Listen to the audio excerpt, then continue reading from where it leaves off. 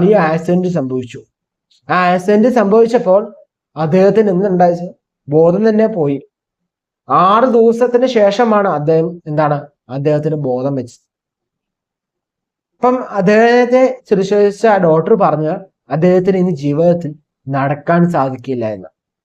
ഒന്ന് ആലോചിച്ച് നോക്കുക, അദ്ദേഹം ഇത്ര നാല് ഓടി കളിച്ച് ചാടി നടന്ന ഓരോ സേൽസും പിടിച്ച് ഇത്രയും നല്ല പെർഫോമായി നടന്ന് ജീവിതത്തിൽ നല്ലൊരു ലെവലിൽ നിന്നോണ്ടിരുന്നപ്പം അദ്ദേഹത്തിന് ജീവിതത്തിലുണ്ടായ ആ ഒരു ആക്സിഡന്റ് മൂലം നിമിത്തം അദ്ദേഹത്തിന് ഇനി നടക്കാൻ സാധിക്കില്ല എന്ന് അദ്ദേഹം കേട്ടു. അദ്ദേഹം എന്ത് ചെയ്തു? നല്ല രീതിയിൽ സ്റ്റോക്കായി, നല്ല രീതിയിൽ ദുഃഖം വന്നു. ആർക്കായാലും ദുഃഖം വരൂലേ? ഭയങ്കരമായിട്ട് ദുഃഖം വന്നു. എന്നാൽ അദ്ദേഹത്തിന്റെ മെന്റർ, അല്ലെങ്കിൽ നമ്മുടെ രീതി പറയുകയാണെങ്കിൽ ഗുരുനാഥൻ പറഞ്ഞത് അദ്ദേഹത്തിന് മനസ്സിൽ ഓർമ്മ വന്നു.